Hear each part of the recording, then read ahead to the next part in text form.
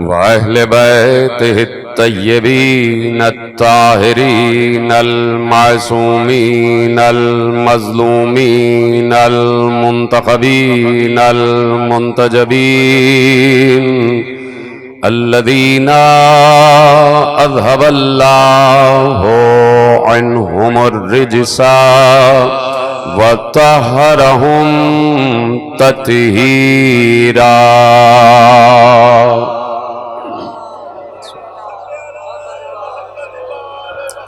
أما بعد فقد قال رسول الله صلى الله عليه وآله وسلم زينوا مجالسكم بذكر علي بن أبي طالب لأن ذكره ذكري وذكري ذكر الله وذكر الله عبادا. صلوات علی محمد وآل محمد.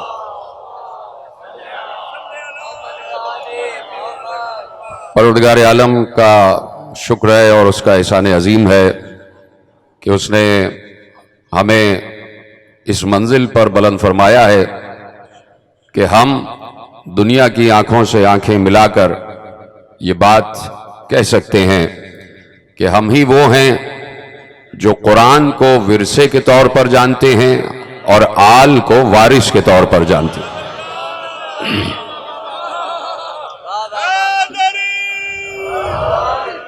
اس لیے کہ اللہ نے سورہ مبارکہ مائدہ میں واضح طور پر ارشاد فرما دیا تھا کہ قد جاءکم من اللہ نور و کتاب مبین. ہم نے اللہ نے تمہاری طرف قرآن بھی بھیجا ہے اور نور بھی بھیجا ہے. یعنی جب اللہ امت کے لیے قرآن کو کافی نہیں سمجھ رہا، جب اللہ نہیں کہہ رہا کہ تمہارے لیے قرآن کافی ہے، تو پھر امت کیسے کہہ سکتی ہے کہ ہمارے لیے قرآن کافی ہے؟ اگر اللہ نے صرف قرآن کا تذکرہ کیا ہوتا تو یقیناً قرآن ہدایت بھی ہے، قرآن ہادی ہے، قرآن سے ہدایت ملتی ہے. لیکن بات یہ ہے کہ اسی قرآن کو پڑھ کر کچھ لوگ بھٹک بھی جاتے.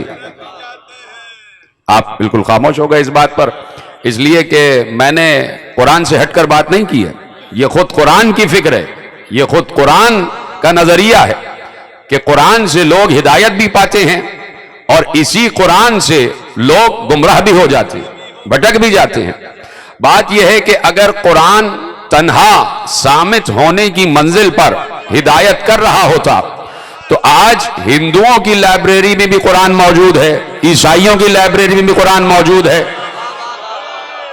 ہر کتب خانے میں قرآن موجود ہے، اور ہر دنیا کا پڑھا لکھا آدمی، پڑھا لکھا انسان، اسکالرز قرآن کو پڑھ رہے ہیں اور یقیناً اپنے اپنے عقل اور اپنے اپنے شعور کے اعتبار سے پڑھ رہے ہیں. تو اسی لیے اللہ نے قرآن کو بغیر وارث نہیں چھوڑا، بغیر وارث نہیں چھوڑا. اور پھر اس نے جب وارث کی طرف اشارہ کیا تو اس نے یہ بھی نہیں کہا کہ کوئی ایک وارث ہے. یہ ایک کی بات نہیں کی کہ قرآن کا وارث ایک ہی ہے، بلکہ اس نے سورہ فاتر میں ارشاد فرمایا کہ ثم اورثنا الکتاب الذین اصطفینا من عبادنا. ہماری کتاب کے وارث مصطفیٰ بندہ نہیں، مصطفیٰ بندے ہیں. ثم اورثنا الکتاب الذین اصطفینا من عبادنا. ہم نے اپنی کتاب کا وارث اپنے مصطفیٰ بندوں کو بنایا. تو اب بھرا دربار تھا مامون کا اور وہاں پر علماء بھی بیٹھے ہوئے تھے اور میرے آپ کے 8ویں امام امام علی ابن موسیٰ الرضا علیہ السلام بھی تشریف فرما تھے. اور جب سورہ مبارکہ فاتر کی یہ آیت بھرے دربار میں تلاوت کی گئی کہ ثم اورثنا الکتاب الذین اصطفینا من عبادنا، تو علماء دنیا نے عالم ازل سے سوال کیا. علماء دنیا نے عالم ازل سے سوال کیا اور سوال یہ کیا کہ دیکھیے قرآن کہہ رہا ہے کہ ثم اورثنا الکتاب الذین اصطفینا من عبادنا، ہم نے اپنی کتاب کا وارث اپنے مصطفیٰ بندوں کو بنایا. تو امام نے کہا تمہاری نگاہ میں مصطفیٰ بندے کون ہیں؟ کہا ہماری نگاہ میں ساری امت. ذرا مسکرائی دیتے اس جواب پر آپ، یعنی اس پر مسکرانا تو بنتا ہی ہے. کہ ادھر سے جواب آیا کہ ہماری نگاہ میں مصطفیٰ بندوں سے مراد ساری امت مصطفیٰ. اور پیغمبر کے وارث نے کہا کہ نہیں، میری نگاہ میں ایسا نہیں ہے، میری نگاہ میں ایسا نہیں ہے. کہ دلیل دیجئے. کہ آیت پوری پڑھو دلیل مل جائے گی. کہ آیت پوری پڑھو دلیل مل جائے گی. ایک بار آیت پوری پڑھی گئی کہ ثم اورثنا الکتاب الذین اصطفینا من عبادنا فمنہم ظالم لنفسہ ومنہم مقتصد ومنہم سابق بالخیرات باذن اللہ ذالک هو الفضل الکبیر. اللہ کہہ رہا ہے کہ ہم نے اپنی کتاب کا وارث اپنے مصطفیٰ کے بندوں کو بنایا. تو میرے امام رضا نے ارشاد فرمایا اگر مصطفیٰ بندوں سے مراد ساری امت ہوتی تو ساری امت پر جنت واجب ہو جاتی. جبکہ قرآن میں اگلی آیت یہ کہہ رہی ہے کہ انہی میں کچھ ایسے بھی ہیں جو اپنے نفسوں پر ظلم کرتے ہیں. جیتے رہے، سلامت رہیں آپ. انہی میں ومنہم ظالم لنفسہ، انہی میں کچھ ایسے ہیں کہ جو اپنے نفسوں پر ظلم کرتے. اگر ساری امت، اگر مصطفیٰ بندوں سے ساری امت مراد ہے تو سب پر جنت جانا واجب ہے. لیکن یہاں پر اختصاص قائم ہو رہا ہے، اختصاص قائم ہو رہا ہے. کہا وراثت کے حوالے سے جو مصطفیت کا اعلان ہے، کا پوری آیت یہ ہے کہ فمنہم ظالم لنفسہ ومنہم مقتصد ومنہم سابق بالخیرات باذن اللہ. انہی میں کچھ ایسے ہیں کہ جو اپنے نفوس پر ظلم کرتے ہیں. انہی میں کچھ ایسے ہیں کہ جو درمیانی راہ رکھتے ہیں. اور انہی میں کچھ ایسے ہیں کہ جو اس وقت سے نیکی کر رہے ہیں کہ جو وقت کا اولین وقت رہا. نہیں، اتنی مشکل بات میں نے نہیں کی. سابقن بالخیرات، جو نیکیوں میں اول رہے ہیں، یعنی انہوں نے جب سے نیکی کا حکم ہوا تب سے نیکیاں شروع کی ہیں. تو کہا فمنہم ظالم لنفسہ کا مطلب وہ گناہگار بندے، ومنہم مقتصد جو درمیانی راہ رکھتے ہیں ان کا مطلب یہ ہے، اس کا مطلب یہ ہے کہ جو گناہ بھی کرتے ہیں اور نیک کام بھی کرتے ہیں. والسابق بالخیرات، اس سے مراد ہم آل محمد ہیں. والسابق بالخیرات، اس سے مراد ہم آل محمد ہیں، ہم اطرت طاہرہ ہیں. تو اب ثم اورثنا الکتاب الذین اصطفینا من عبادنا، کہہ دیا کہ ہم نے اپنی کتاب کا وارث مصطفیٰ بندوں کو بنایا. مصطفیٰ بندوں کو. تو مصطفیٰ بندے کون ہیں؟ مصطفیٰ بندے کون ہیں؟ یہ کسی کاؤنسلر سے نہیں پوچھا جائے گا، یہ کسی ایم پی اے سے نہیں پوچھیں گے، یہ کسی ایم این اے سے نہیں پوچھیں گے، یہ دنیا کے بنائے ہوئے وزیر اعظم سے نہیں پوچھیں گے، یہ دنیا کے بنائے ہوئے صدر سے نہیں پوچھیں گے، بلکہ مصطفیٰ بندے کون ہیں یہ اسی سے پوچھیں گے کہ اللہ نے جسے خود مصطفیٰ کہا ہے، جنہیں خود اللہ نے مصطفیٰ کہا ہے. تو آپ مصطفیٰ سے پوچھیں کہ اے سید مصطفیٰ، اے محبوب الہی، اے مقصد تخلیق کائنات، اے صاحب لولاک، اے طٰہٰ، اے یاسین، اے نون، اے مدثر، اے مزمل، اے بشیر، اے نذیر، اے سراج منیر، آپ بتائیے کہ مصطفیٰ بندے کون ہیں؟ ہمیں تو آپ معلوم ہیں کہ صرف آپ ہیں مصطفیٰ. اللہ نے آپ کا نام مصطفیٰ رکھا. اور کل میں آیت پڑھ چکا کہ آدم کو بھی اللہ نے استفا کیا، نوح کو بھی استفا کیا، آل ابراہیم و آل عمران کو بھی استفا کیا، لیکن آدم کا نام مصطفیٰ نہیں رکھا. اتنی مشکل بات میں نے نہیں کی.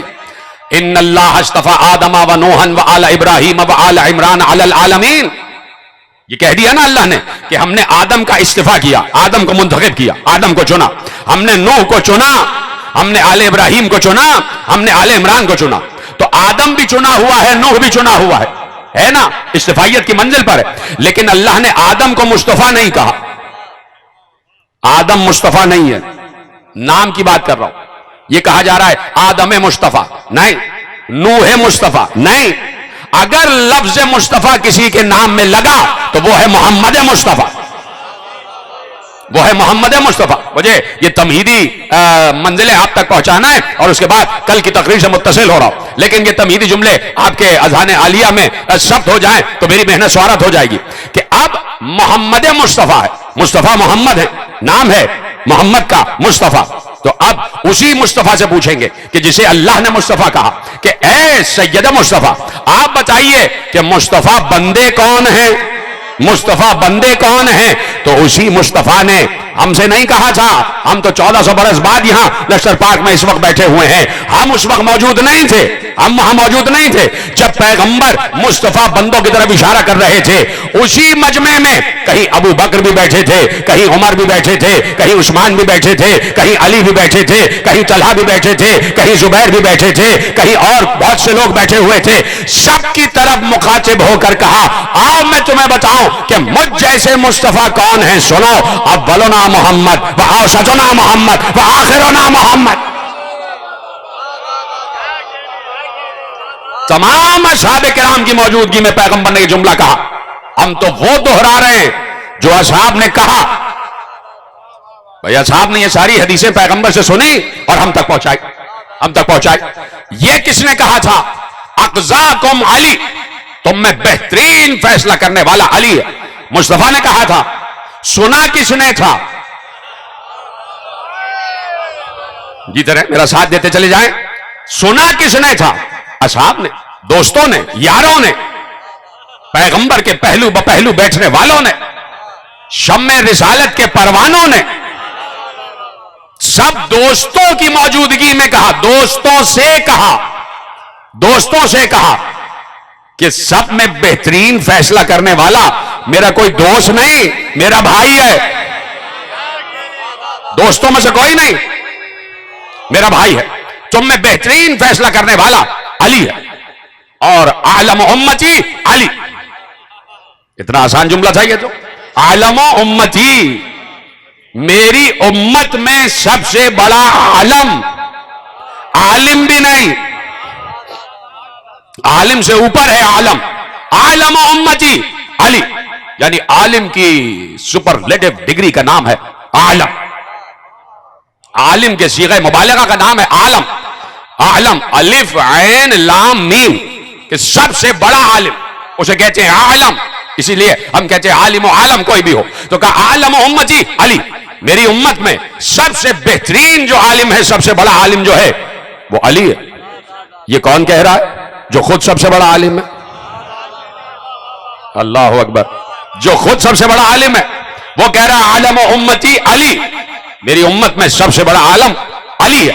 کس سے کہہ رہا تھا؟ اصحاب سے کہہ رہا تھا. اصحاب سے کہہ رہا تھا. اور صرف اصحاب سے نہیں کہا، اصحاب سے نہیں کہا، یہ نہیں کہا کہ عالم منکم علی، تم میں سے بہترین عالم علی ہے. تو اگر یہ کہہ دیتے کہ تم میں سے بہترین عالم علی ہے تو علی صرف اپنے دور کا عالم ہوتا.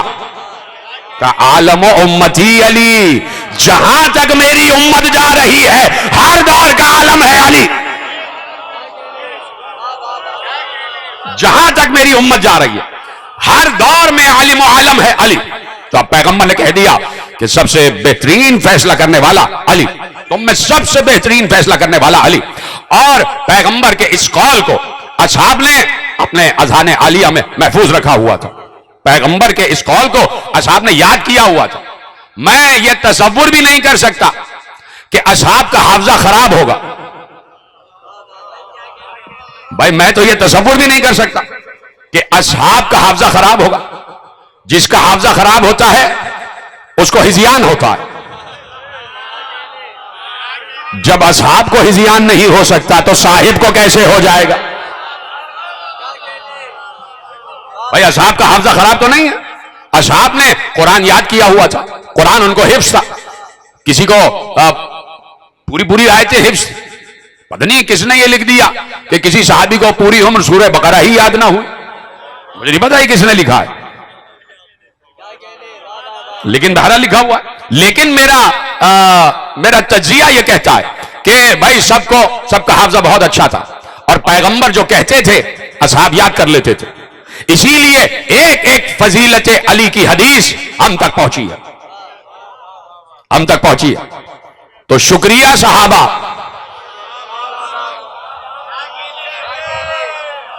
آپ کا شکریہ کہ آپ نے قیامت تک فضائل علی کو کتابوں میں محفوظ کر دیا. اور اذہان میں حفظ کروا دیا. یہ پیغمبر نے اصحاب سے کہا تھا کہ علی کو مخاطب کیا سب کے سامنے، لحموں کا لحمی، دموں کا دمی، یہ سب اصحاب کے سامنے کہہ رہے تھے یا علی تمہارا خون میرا خون، تمہارا گوشت میرا گوشت، تمہاری ہڈیاں میری ہڈیاں، تمہارا نفس میرا نفس، تمہاری روح میری روح، تمہارا نور میرا نور، تمہاری عقل میری عقل، میں تم میں. یہ سب اصحاب کے سامنے کہہ رہے تھے اور اصحاب نے یہ تمام حدیثیں ہم تک پہنچا دی اور آج ہم علی علی کر رہے ہیں. تو جب ہم اتنی حدیثیں سننے کے بعد 1400 برس کے بعد علی علی کر رہے ہیں، تو جب اصحاب پیغمبر سے خود سن رہے ہوں گے تو ہر صحابی کے علی علی نہیں کر رہا ہوگا. یہ طرح سلامت رہیں. پیچھے والے حضرات بھی میرا ساتھ دیتے جائیں تو بہت تیزی سے منزلیں طے کروں گا. تو کہہ کے گئے کہ اگر کوئی بہترین فیصلہ کرنے والا ہے تو وہ علی ہے. اور خود اپنے دور زندگی میں، اپنے دور حیات میں پیغمبر نے بہت سے ایسے فیصلے تھے کہ جو علی نے کیے اور پیغمبر تک یہ فیصلے پہنچے. یعنی اپیل اینڈ ریویژن اپیل. وکلا بیٹھے ہوں گے، اپیل اینڈ ریویژن اپیل یعنی ریوائو کیا جائے. پہلے ایک کیس کسی کورٹ میں پیش ہو اور وہاں سے جو مدعی ہے اگر وہ مطمئن نہ ہو تو وہ بڑے کورٹ میں اپیل کرے، اس کو ریویژن کہتے. ریوائو کیا جائے، دیکھا جائے، دوبارہ دیکھا جائے، جسے آپ نظر ثانی کہتے. Revision appeal. یہ آج جتنے اصطلاحات ہیں کورٹ کی، یہ سب اصطلاحات برتی ہیں علی نے. محمد و علی کے دور میں یہ ساری اصطلاحات موجود تھی اور ان اصطلاحات کو برت کے دکھایا ہے، عملی منزل پر دکھایا ہے. Revision appeal. اپیل ہو رہی ہے، پہلے اپیل ہوئی کہ بھائی ہمارے ساتھ ظلم ہوا ہے، ایک کیس آ گیا. توجہ ہے آپ کی؟ ہے میرے ساتھ سارے کے سارے مجھے دیکھتے رہے، اس لیے کہ آج یقیناً مجھے بہتر موقع مل گیا کہ میں 15 منٹ پہلے ممبر پہ بیٹھ گیا. اور کل چونکہ جلوس یہاں سے برآمد ہوگا تو ابو طالب فاؤنڈیشن کے تمام اراکین نے یہ آپ سے گزارش کی ہے کہ کل چونکہ میں جلدی بیٹھ جاؤں گا تاکہ جلدی مجلس جو ہے خطابت ختم ہو اور یہاں سے جلوس بڑھ کے امام بارگاہ علی رضا تک جائے گا، تو تاکہ مغرب سے پہلے پہلے جلوس پہنچ جائے. تو اس لیے میں نے کہا کہ میں تیزی سے یہ منزلیں طے کر رہا ہوں کہ اپیل ہے اور ریویژن اپیل ہے. ایک اپیل ہے، اپیل دائر ہوئی. اب پیغمبر نے یمن بھیجا علی کو. آپ سنتے ہیں نا کہ پیغمبر نے علی کو یمن بھیجا، اور اس دور میں بھیجا کہ جب پیغمبر حجۃ الوداع کے لیے گئے اور اس کے بعد پیغمبر غدیر خم پر آئے ہیں اور وہاں پر علی کی ولایت کا اعلان کیا کہ من کنت مولا فہذ علی مولا. یہ پورا آپ نے دیکھا. تو اب علی کو یمن بھیجا اور علی کو اپنا نمائندہ بنا کر یمن بھیجا. مجھے دیکھتے رہے اور بہت اہم منزلیں آپ کے حوالے کر رہا ہوں، اور یہ صاحبان فہم و ذکا کے لیے ایک غذائے فکر ہے جو آپ کے حوالے کر رہا ہوں. پیغمبر نے اپنی حیات میں، خدا کے لیے سمجھے اس جملے کو، پیغمبر ابھی موجود ہیں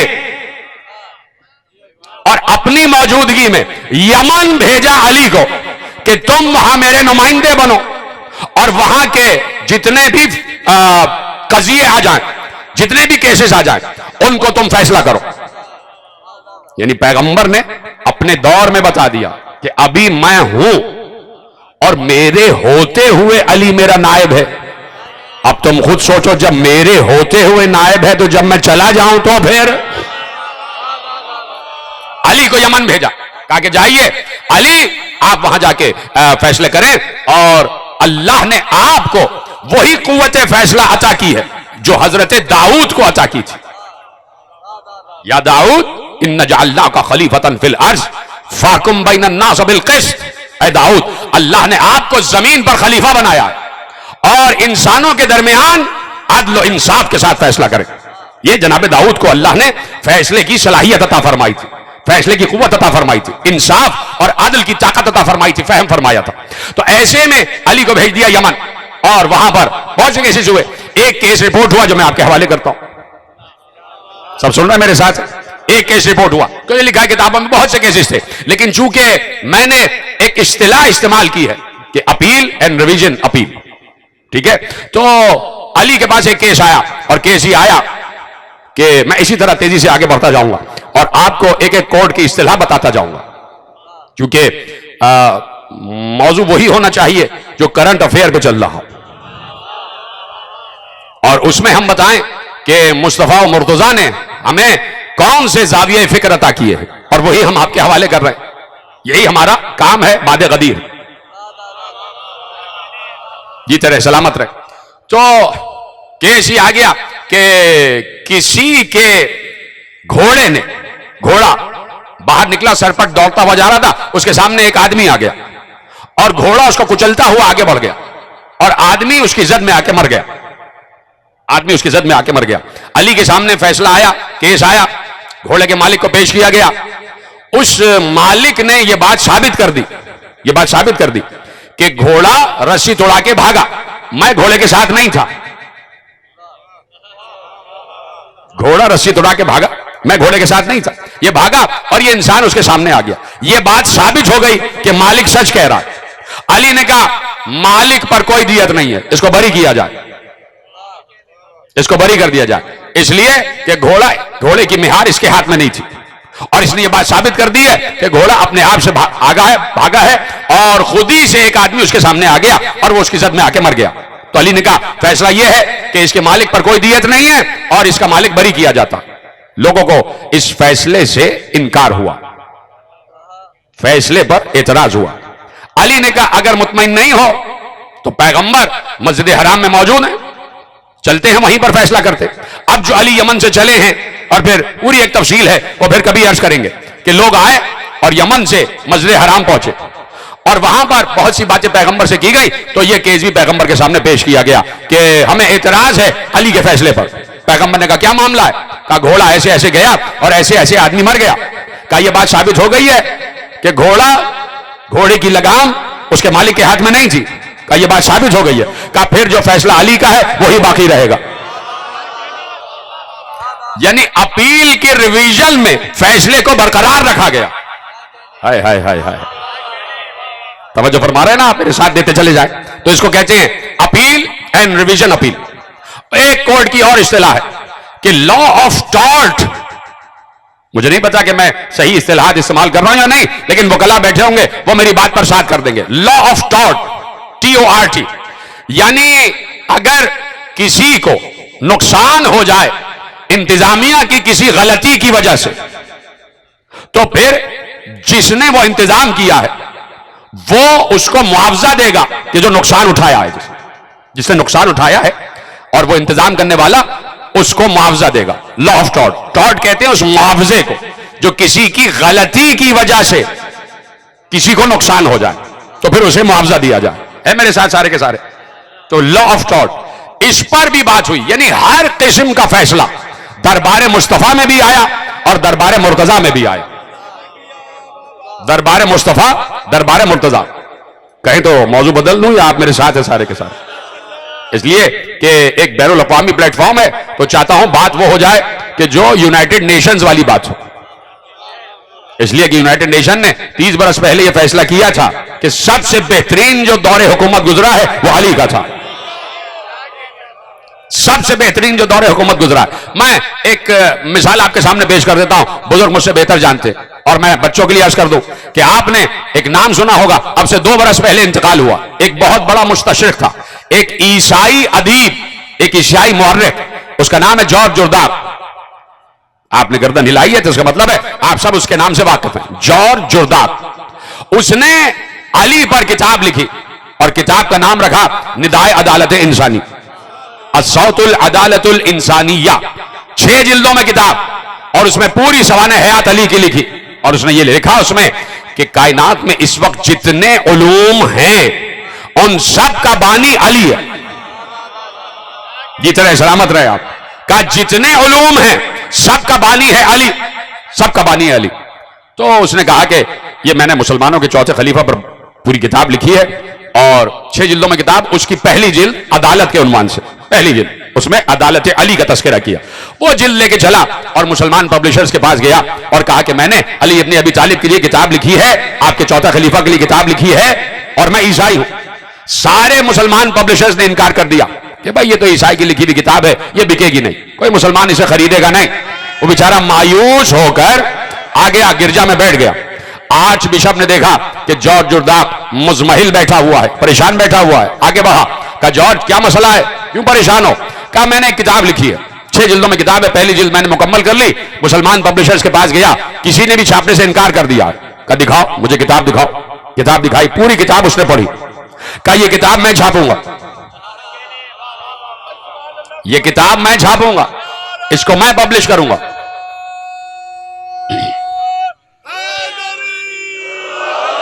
سلامت رہے آپ، اس کتاب کو میں پبلش کروں گا۔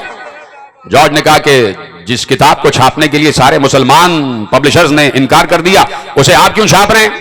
کہا سنو، جس وقت علی تخت خلافت پر بیٹھے، چوتھا دور خلافت جب علی کا آیا، تو اس وقت کے سارے یہودی، عیسائی اور جتنے بھی غیر مسلم تھے، سب وقت بنا کے علی کے پاس گئے اور کہا آپ مسلمانوں کے بالاجماع بالاتفاق خلیفہ ہیں۔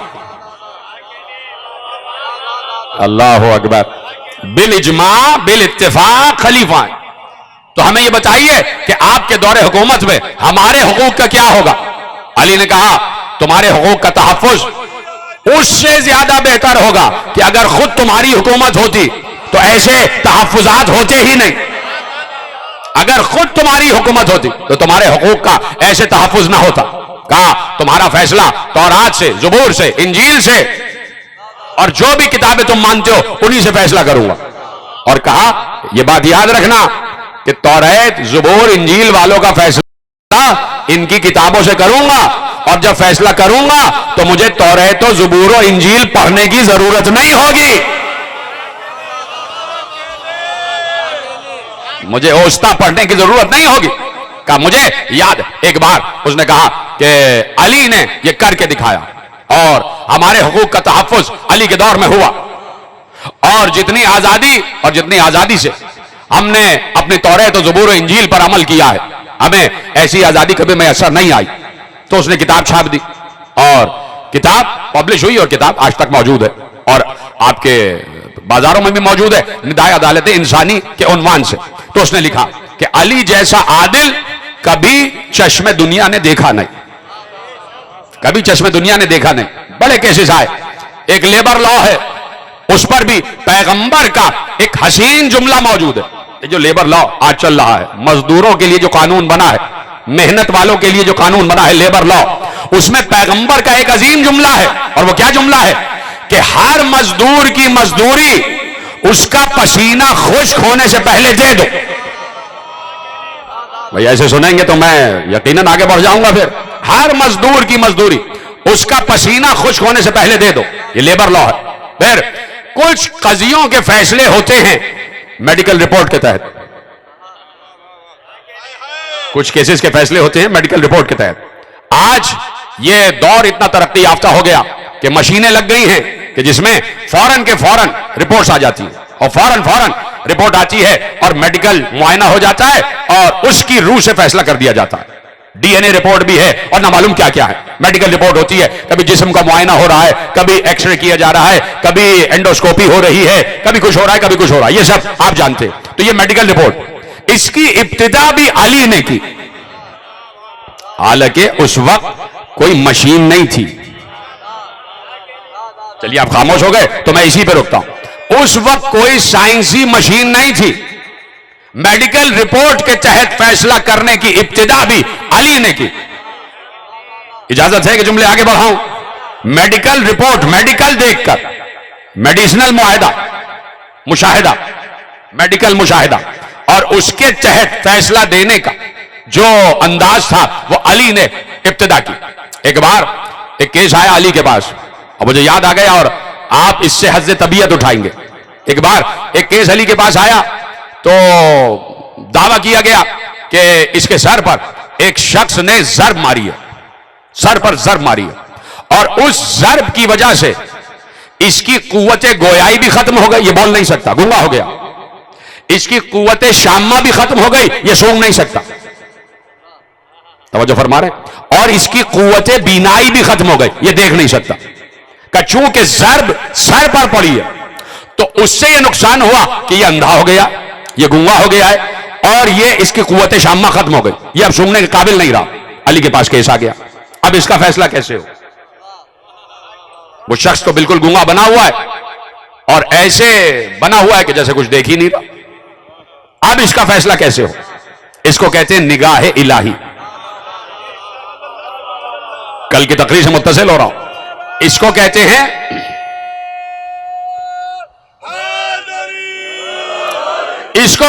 عین اللہ. اس کو کہتے ہیں آیت اللہ العظمی. اللہ کی سب سے بڑی آیت آیت اللہ الکبریٰ، اللہ کی سب سے بڑی کبیر آیت. اسی لیے اللہ نے کہا تھا ما للہ آیت اکبر منی، اللہ کے ہاں مجھ سے بڑی کوئی آیت ہے نہیں. اس کو کہتے ہیں آیت اللہ العظمی علی ابن ابی طالب. تو اب علی عین اللہ. علی نے کہا اچھا میں فیصلہ کرتا ہوں. کہا اس کو قریب بلا. جمع کیا لوگوں کو اور کہا کہ اس کو سورج کے سامنے کرو اور اس سے کہو سورج کو دیکھے. بھائی کوئی مشین نہیں ہے پھر بھی فیصلہ ہو رہا ہے. کہا اس سے کہو سورج کو دیکھے. اگر سورج کو دیکھتے ہوئے اس کی آنکھیں کھلی رہ جائیں تو سمجھ لینا صحیح کہہ رہا، اندھا ہو گیا. اگر آنکھ جھپک لے تو سمجھ لینا جھوٹ بول رہا ہے. یہ طرح سلامت رہے. اگر آنکھ جھپک لے تو سمجھ لینا جھوٹ بول رہا. آنکھوں میں بینائی ہے، اس لیے کہ نور کی ذوق کو برداشت نہیں کر سکتا. جملہ میں نے کہہ بھی دیا. نور کی ذوق کو برداشت نہیں کر سکتا.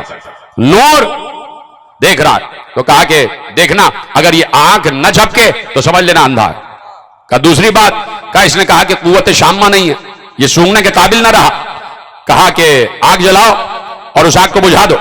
اس میں سے جو دھواں نکلے اس کی ناک کے قریب لے جاؤ. دھواں اس کی ناک میں داخل کرو. ناک میں دھواں داخل ہونے کے بعد اگر آنکھ سے آنسو آ جائے تو سمجھ لینا جھوٹ بول رہا ہے. ناک میں دھواں ڈالنے کے بعد اگر آنکھ سے آنسو آ جائے تو سمجھ لینا جھوٹ بول رہا. کہا تیسری بات، یہ کہتا ہے کہ میں بول نہیں سکتا. کہا سنو، ایک سوئی لو، اس کی زبان باہر نکالو، سوئی چبھو. اگر آواز تکلیف کی آ جائے، اگر سی کی آواز آ جائے تو سمجھ لینا جھوٹ بول رہا ہے. بول سکتا ہے اس لیے کہ جب تکلیف ہوگی تو خود بخود بولے گا. جب زبان میں جان ہوگی، روح ہوگی تو خود بولے گا. توجہ فرما رہے ہیں. تو اس کو کہتے ہیں میڈیکل رپورٹ. ایک اور کیس آ گیا. اجازت ہے یہ کیس پیش کر. کسی عورت پر الزام لگا دیا گیا کہ اس عورت نے برائی کا کام کیا. تو اس عورت کو لایا گیا اور بہت احتیاط سے، ظاہر سی بات ہے ممبر ہے. تو علی نے کچھ، اب دیکھیں اس کو کہتے ہیں نگاہ اور اس کو کہتے ہیں حفظ شریعت. علی بہرحال امام ہے، امام معصوم بھی ہے اور امام راتب بھی ہے اور اولا بالتصرف بھی ہے. لیکن علی کی نگاہ خدا بندی ہے اور علی جانتے ہیں کہ محرم و نامحرم کا فرق کیا ہوتا. تو اس پر الزام لگا. علی نے کہا پردہ ڈالو اور کچھ قابلاؤں کو بلاؤ، کچھ دایا کو بلاؤ. کہا جا کے اس کا معائنہ کرو اور بتایا معائنہ کیسے کرنا ہے. جب معائنہ ہوا انہوں نے آگے بتایا اس پہ جھوٹا الزام لگایا گیا ہے، یہ ابھی تک باقرہ ہے. بس آگے میں کچھ نہیں کہہ سکتا. ایک عورت نے ایک مرد پر الزام لگا دیا کہ اس نے میرے ساتھ برا سلوک کیا اور اس نے کچھ کپڑے پہ اپنے نشانات بھی ڈال لیے. تو علی نے کہا اچھا بلا. بھائی دیکھیے اگر باتیں جو سامنے کے آثار ہیں ان کو ہی دیکھ کر کی جائیں تو بہت سے فیصلے غلط ہو سکتے. لیکن میں نے کیا کہا، کل سے میرا موضوع کیا ہے کہ عین اللہ ہونا ضروری ہے. نگاہ خدا بندی کہ جان لے کہ سامنے والا سچ بول رہا ہے یا جھوٹ بول رہا. سامنے والا سچ بول رہا ہے یا جھوٹ بول رہا. علی نے کپڑے پر نشانات دیکھے. علی مسکرائے، کہا گرم پانی لے کے آؤ. کپڑے پر گرم پانی ڈالا گیا.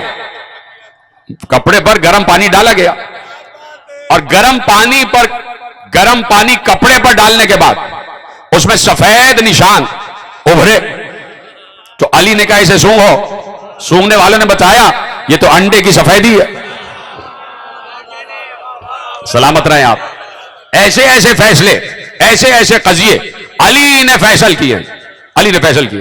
اور پھر دیکھیے بہت سی باتیں ایسی ہیں، یعنی اس میں ایک اور بھی پتہ نہیں مجھے صحیح یاد آ رہا ہے کہ نہیں، اس کو کہتے ہیں کہ کمپاؤنڈ کنفیشن، یعنی جس میں پتہ نہیں حسین عباس صاحب بیٹھے یہ اس اصطلاحات سے واقف ہیں، کمپاؤنڈ کنفیشن، کہ جس میں یہ ہوتا ہے کہ بعض اوقات عدالت کی اجازت کے بغیر دونوں پارٹیاں آپس میں مصالحت کر لیں، اور اگر عدالت کے پاس آ جائے تو بعض اوقات عدالت کی اجازت سے مصالحت ہوتی ہے، یعنی دونوں آپس میں ایک دوسرے سے کمپرومائز کر لیتے ہیں۔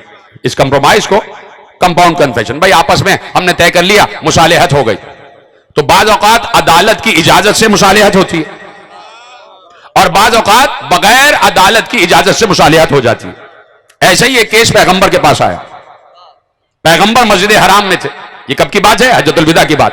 مسجد حرام میں تھے، ایک صحابی بیٹھے ہوئے تھے، ان کے دوش پر ابا تھی، وہ چلے بیت الخلا، ابا کو وہیں رکھ دیا مصلے پر، واپس آئے تو ابا غائب تھی، ابا چوری ہو گئی، شور ہوا کہ ابا چوری ہو گئی، چوری ہو گئی، اتفاق سے چور پکڑ لیا گیا اور اسے پیغمبر کے سامنے لایا گیا، ثابت ہو گیا کہ اس چور نے چوری کی تھی، پیغمبر نے کہا ہاتھ کاٹو، پیغمبر نے کہا ہاتھ کاٹو، سن رہے ہیں آپ؟ پیغمبر نے کہا ہاتھ کاٹو۔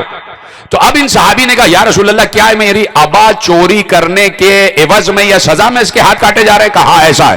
کہا یا رسول اللہ میں اسے بخشتا ہوں، میں اسے معاف کرتا ہوں۔ اب سنیں گے؟ کہا کہ یہ میرے پاس لانے سے پہلے سوچنا چاہیے تھا، جب کیس کورٹ میں آ گیا تو اب کورٹ کی مرضی ہے کہ وہ مصالحت کی اجازت دے یا نہ دے، یہ تو میرے الفاظ ہیں، لیکن اسی روایت پر میرے پانچویں امام نے ایک جملہ کہا، یہ تو میرے الفاظ سے نا کہ کورٹ کی اجازت ہو یا نہ ہو، لیکن میرے پانچویں امام نے کہا کہ اگر امام وقت کے پاس کوئی کیس آ جائے تو امام وقت کی مرضی ہے کہ چاہے سزا دے چاہے تو مصالحت کر لے، یہ صرف امام وقت کی مرضی ہے۔ کیوں؟ اس لیے کہ امام وقت اپنے دور کا عین اللہ ہوتا ہے، اپنے دور کی نگاہ خداوندی ہوتی ہے، تو اس لیے ضروری ہے کہ ہر دور میں ایک عین اللہ ہو۔ اب کوئی کہہ سکتا ہے میں نے یہ تمہید آپ کے حوالے کر دی، اب نتیجہ لے جائیے، اور اسی نتیجے پہ گفتگو کامل ہو رہی ہے۔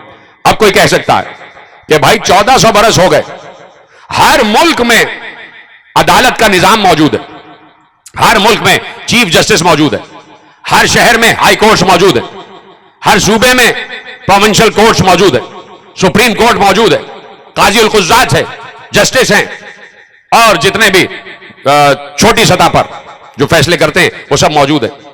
تو اب کیا کریں؟ اب تو گواہی سے ہی فیصلہ ہونا، اب تو گواہی سے فیصلہ ہونا، اب کیا کریں؟ عین اللہ تو ہے نہیں، اب کیسے پتا کرے کہ جو سامنے آیا ہے یہ سچ بول رہا ہے یا جھوٹ؟ سلامت رہے آپ۔ بھائی کوئی ابھی کہہ سکتا ہے نا کہ بھائی وہ تو دور گزر گیا، چلیے آپ کی بات مان لی کہ 11 ادوار میں سن 329 ہجری تک عین اللہ موجود، اس کے بعد تو آپ خود کہہ رہے ہیں غیبت کبریٰ کا دور ہے، اور جو اس دور کا عین اللہ ہے وہ پردہ غیب میں ہے، وہ کہیں ہمیں دکھائی نہیں دیتا۔ اس وقت جو قاضی القضات ہے، اب یہ میری اپنی رائے ہے، آپ اس سے چاہے تو اتفاق کریں چاہے تو اختلاف کریں، لیکن میں آپ کے حوالے جملے کر کے رہوں گا، جملہ کہے بغیر منبر چھوڑوں گا نہیں۔ کوئی کہہ سکتا ہے کہ بھائی اب کیسے فیصلہ کریں، اب تو کسی کے پاس وہ نگاہ نہیں ہے، وہ قدرت نہیں ہے، وہ ویژن نہیں ہے کہ جو دیکھ کے بتا سکے یہ آنے والا جھوٹا ہے یا سچا ہے۔ وہ تو گواہوں کے طور پر ہی فیصلہ کرے گا، وہ تو آثار کو دیکھے گا، وہ تو ایویڈنس کو دیکھے گا، ان سب چیزوں کو دیکھے گا اور اس کے بعد فیصلہ کرے گا۔ اب کیسے دیکھا جائے؟ تو میرا جملہ لے جائیے، اگر اس سے اتفاق ہو تو بتا دیجیے گا، اگر اختلاف ہو تو بھی بتا دیجیے گا، اس لیے کہ وہ نبی نہیں جسے آخری دور تک کے آنے والے حالات کا علم نہ ہو۔ کیا پیغمبر کو یہ پتہ نہیں تھا کہ ایک دور ایسا گزرے گا کہ جب کوئی میرا نمائندہ ہوگا ہی نہیں، ہر اسلامی ملک میں ایک خلیفہ ہوگا،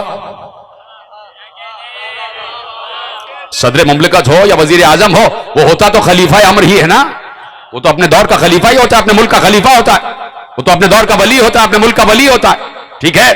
تو اب پیغمبر کو معلوم تھا، توجہ میری جانب، کہ ایک دور ایسا بھی آئے گا کہ جب لوگ پریشان ہو جائیں گے کہ قاضی کیسے فیصلہ کرے کہ یہ آنے والا دل میں سچ لیے ہوئے ہے یا جھوٹ لیے ہوئے۔ توجہ ہے آپ کی؟ تو پیغمبر اس کا بھی اہتمام کر کے گئے، آخری آدمی تک جملہ، پیغمبر اس کا بھی انتظام کر کے گئے. پیغمبر نے، اب حدیث دینے جا رہا ہوں، اگر آپ تک اس حدیث کی گہرائی پہنچ جائے تو مجھے ہاتھ اٹھا کے بتا دیجئے گا کہ جملہ صحیح ہے، اور نہیں تو یہ آپ کی ثوابدید پر ہے. پیغمبر اس کا بھی انتظام کر کے گئے. پیغمبر نے کہا لو تمہارے لیے قیامت تک سچ اور جھوٹ کو پہچاننے کا معیار دے کر جا رہا ہوں. ایک بار کہا یاد رکھنا علی سے جو محبت کرے گا وہی سچا ہوگا. ہائے ہائے ہائے ہائے. جو علی سے بغض رکھے گا وہ منافق ہوگا، علی سے جو محبت رکھے گا وہ مومن ہوگا. سلامت رہیں. جیسے آپ نے جملے کو محفوظ کیا، میں نے دیکھا آخری آدمی تک ہاتھ اٹھا. جو علی سے محبت رکھے گا وہ مومن ہوگا، جو علی سے بغض رکھے گا وہ منافق ہوگا. اور منافق کسے کہتے ہیں؟ کہ دل میں کچھ ہو زبان پہ کچھ ہو. اور پھر کیا کہا؟ یا علی تم سے کوئی محبت کر ہی نہیں سکتا جب تک مومن نہ ہو. دیکھیے دونوں جملوں پر غور کیجئے گا. اور تم سے کوئی بغض رکھ ہی نہیں سکتا جب تک منافق نہ ہو. تیسری حدیث پیغمبر نے دی کہ، اور خود علی نے اس حدیث کو دہرایا. اور کیا کہا علی نے؟ کہا میں اپنے چاہنے والے کو، اپنی محبت کرنے والے کو اتنا ماروں اتنا ماروں اتنا ماروں کہ اس کی ناک تک زخمی کر دوں.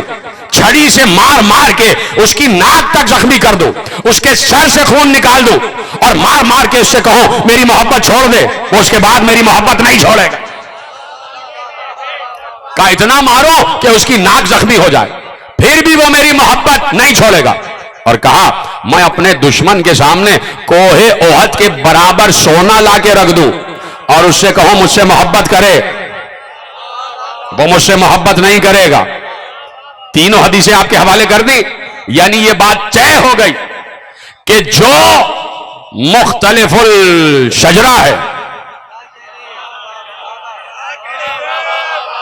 وہ کبھی علی سے محبت نہیں کر سکتا، اور جو مخلص الشجرہ ہے وہ علی سے محبت کرے گا. تو اب میری یہ رائے ہے، ہو سکتا ہے کوئی اس سے اختلاف کرے اور کوئی کہہ دے کہ یہ بچکانہ رائے ہے. یہ آپ کی مرضی ہے، یہ میری رائے ہے، میری کم علمی سمجھ لیجئے یا جو بھی سمجھ لیجئے. تو آج کل کے ججز کو یہی رائے ہے کہ اگر جاننا چاہتے ہو کہ آنے والا مجرم ہے یا نہیں ہے تو سامنے والے کے سامنے ذکر علی شروع کر دو. بات ہی ختم ہو گئے. ذکر علی شروع کر دو، فضائل علی شروع کر دو، اور اس کے سامنے محبت علی اور ولایت علی کو پیش کرو. اگر چہرہ کھل اٹھے تو سمجھ لینا کہیں نہ کہیں سچا ہے، اور چہرے پر ناگواری کے آثار آ جائیں تو پھر تفتیش ضروری ہے. پھر تفتیش ضروری ہے. پھر گواہوں پر بھی اعتبار نہ کرنا، پھر گواہوں پر بھی اعتبار نہ کرنا. سلامت رہیں آپ. تو علی نے پیغمبر سے ہر علم حاصل کیا، اور اس وقت علم حاصل کیا کہ جب علی ابھی 3 دن کے تھے. ختم ہو رہی ہے بات، اور نتیجہ آپ کے حوالے کر رہا ہوں. پیغمبر نے کہا علی کی، جو علی سے محبت ہے، علی کی محبت، علی کے چہرے کو دیکھنا عبادت. یہ حدیثیں آپ نے سنی ہے نا. بس ختم ہو رہی ہے بات. علی کے چہرے کو دیکھنا عبادت. کس کی عبادت؟ اللہ کی عبادت. علی کے چہرے کو دیکھنا اللہ کی عبادت. علی کا ذکر کرنا اللہ کی عبادت. علی سے محبت رکھنا اللہ کی عبادت. اور اللہ یہ چاہتا ہے کہ میری عبادت میں کسی کو شریک نہ کرو. جی طرح سلامت رہیں آپ. وہ یہ چاہتا ہے میری محبت میں، میری عبادت میں لا یشرک بعبادت ربہ احدا، اللہ کی عبادت میں کسی کو شریک نہ کرو. نتیجہ دے رہا ہوں اس کے بعد مجلس تمام، آپ کی زحمتیں تمام، آپ کی سماعتوں کا شکریہ، کہ اللہ یہ چاہتا ہے کہ محبت ہو تو صرف مجھ سے ہو، صرف مجھ سے ہو، اور کسی سے محبت نہ ہو. اور اسی محبت کو اللہ نے عبادت کہا اور کہہ دیا جو علی سے محبت رکھتا ہے وہ میری عبادت کرتا. یعنی علی کی محبت آ جائے تو سب کی محبت نفی، سب کی محبت مائنس. اور اگر علی کی محبت کے ساتھ کسی اور کی محبت بھی آ جائے تو اللہ ایسی محبت کو شرک شمار کرتا. اللہ ایسی محبت کو شرک شمار کرتا ہے. اب پتہ نہیں یہ جملہ آپ تک کیسے پہنچے گا. جناب عیسیٰ جناب مریم کے دہن میں پھونکے گئے. جناب مریم کے رحم میں جناب عیسیٰ پھونک دیے گئے. جبریل نے پھونکا اور جناب مریم عیسیٰ سے حاملہ ہو گئی. اس سے پہلے جناب مریم اللہ کے گھر میں عبادت کر رہی تھی. ان کے دل میں صرف اور صرف خدا کی محبت تھی. جیسے ہی عیسیٰ جناب مریم کے شکم میں آئے ماں کو بیٹے سے محبت پیدا ہو گئی. اللہ نے کہا محبت میں شرک ہو گیا, میرے گھر سے باہر چلی جاؤ. مریم یہ زچا خانہ نہیں ہے. ہائے ہائے ہائے ہائے, جو سمجھ گیا ان کو میرا سلام ہے. کہا میری محبت میں عیسیٰ شریک ہو گیا تو اب یہاں پر زچا خانہ نہیں ہے, باہر چلی جاؤ. ایک بار فاطمہ بنت اسد سے کہا گھر میں آ جاؤ, اس لیے کہ تم علی سے محبت کرتی ہو اور علی سے محبت مجھ سے محبت.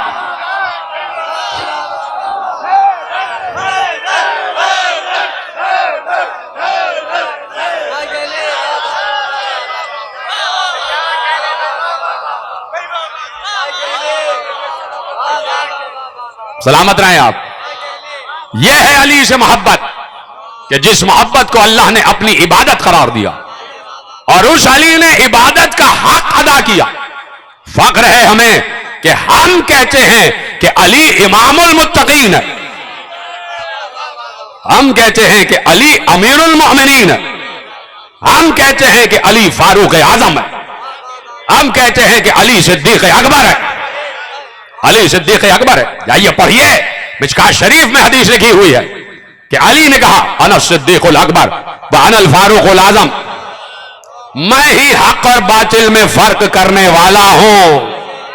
میں ہی پیغمبر کی رسالت پر پہلا سچا گواہ ہوں. تو علی نے عبادتوں کا حق ادا کیا اور ایسی عبادت کی اور ایسی توحید بیان کی کہ زبانیں گونگ ہیں کہ علی کے خطبات توحید کا تجزیہ کرے, اور عقلیں حیران ہیں کہ علی نے کس منزل رفیع پر جا کر اللہ سے بات کی ہے اور اللہ کا تعارف کرایا. اور پھر وہ علی کہ جس کے لیے اعلان ہو گیا کہ ان الحسن والحسین سیدہ شباب اہل الجنہ و ابوہما افضلہما. حسن و حسین جنت کے جوانوں کے سردار ہیں اور ان دونوں کا باپ ان سے افضل ہے.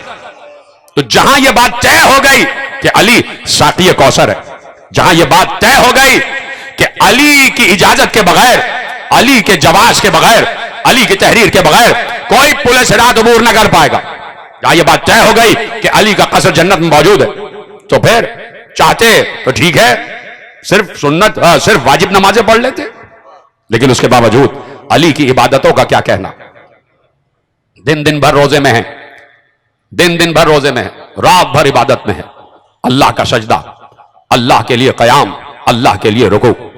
اس لیے کہ اللہ نے کہہ دیا تھا کہ والذین آمنوا الذین یقیمون الصلاۃ ویؤتون الزکاۃ وہم راکعون, کہ وہ کہ جو نماز قائم کرتے ہیں, جو رکوع کرتے ہیں اور اسی عالم میں زکات دیتے ہیں. اللہ نے علی کی ایک ایک ادائے عبادت کو قرآنی آیات کا حصہ بنا دیا. فخر کیا اللہ نے, قدرت کا کو فخر ہے کہ ایسے بندگان خدا ہیں اور چاہتا ہے کہ اسی طرح کے بندگان خدا ہو جائیں.